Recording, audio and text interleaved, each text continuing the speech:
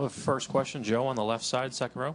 Joe Varden, Cleveland.com. LeBron, we're just learning about your hand injury, and we can obviously see the brace. Can you take us through what happened and if it caused you any problems over the final 3 games? What happened? Self-inflicted. Post-game after game 1. Very emotional. You know, for a lot of different reasons, understanding how important a game 1 is on the road for our ball club. What would that done for us? You know, the way we played. I had emotions on, you know, the game was taken away from us. I had emotions of you just don't get an opportunity like this on the road versus Golden State to be able to get a game 1. And, you know, I let the emotions get the best of me and pretty much played the last 3 games with a broken hand. So that's what it is.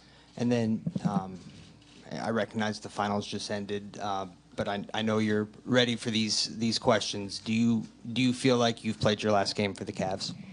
I mean, I have no idea at this point. You know, the one thing that I've always done is consider, you know, obviously my family, understanding, you know, especially where my boys are at this point in their age.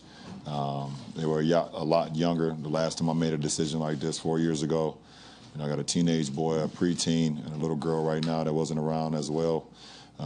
So, you know, sitting down and considering everything, you know, but, you know, my family is a huge part of whatever I've decided to do in my career, and they will continue to be that. So I don't have an answer for you right now as far as that.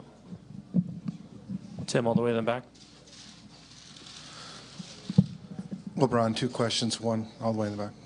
2 questions. One, how do you want this season to be remembered, given, you know, guys in their 15th year don't do this at all? How do you want this year to be remembered? For me personally? Yes. I have no idea. I mean, that's for you guys to kind of figure out how you want to characterize my 15th season.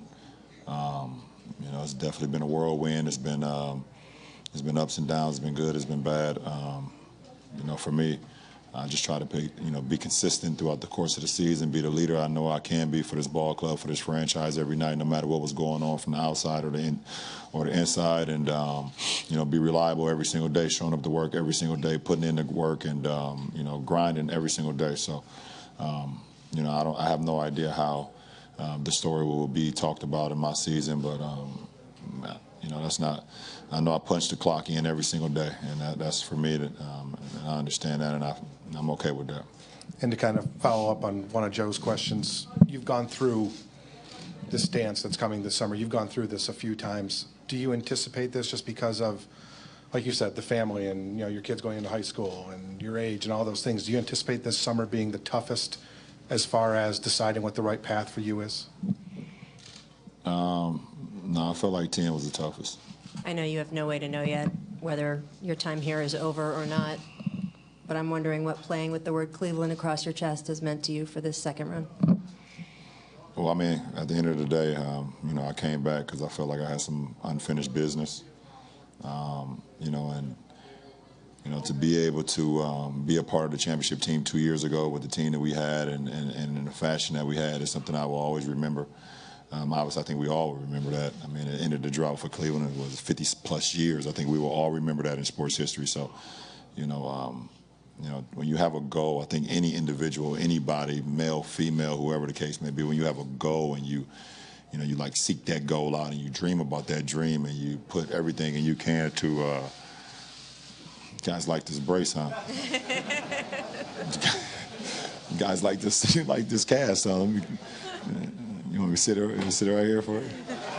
I don't even know where I was, Rach. I'm sorry. Next question. I'm sorry. It's good.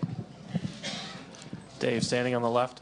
Dave McMenamin, ESPN. LeBron, in 2010, you basically started, or were part of a team starting from scratch in 2014, same process, and then 4 months ago, and were able to get to the finals.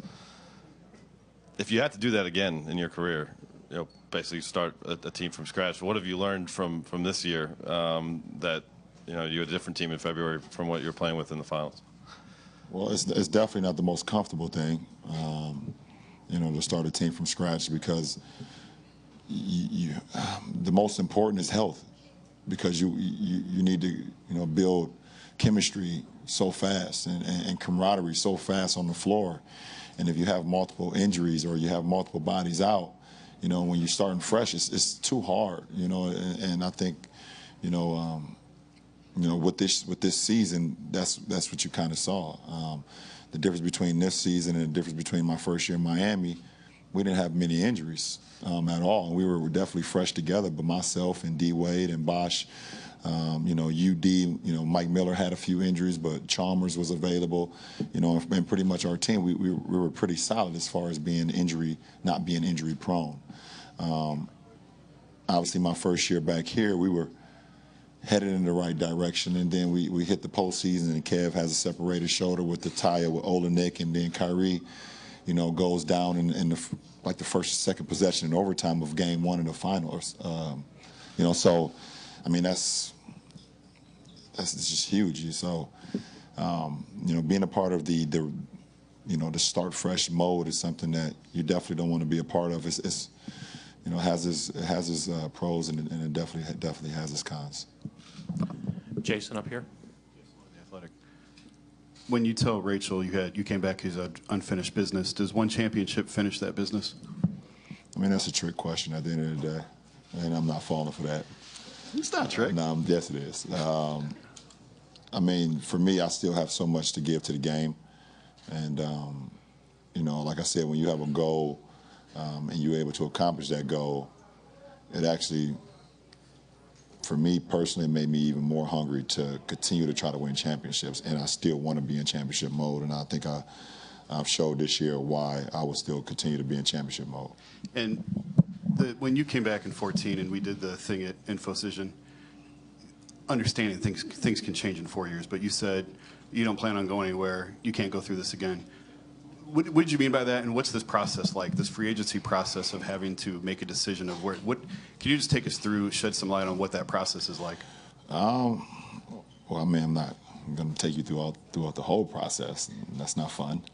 But at the end of the day, like I said, when I decide what I'm going to do with my future, my family and the folks that's been with me for the last, 20 years pretty much, will have a say-so. And then it ultimately will come down to me. So we'll see what happens. Mark, last one in the back left. Hi, New York Times. LeBron, whatever you decide this summer, how likely is it that down the road you would want to actually own the Cavs and be the guy in charge here? Well, that top athlete money per year thing came out last week, and I was 6.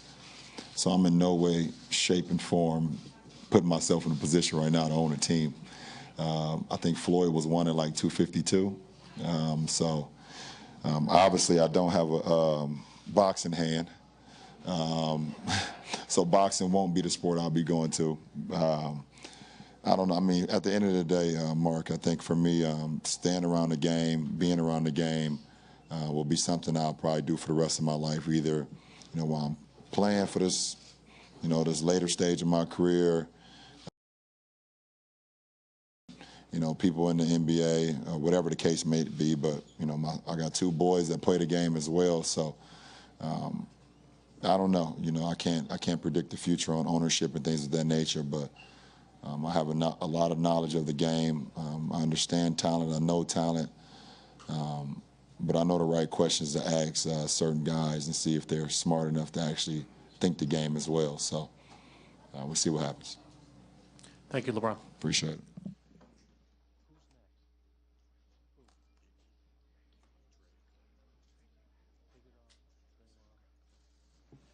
Iguodala, Draymond, and Clay should be up next together.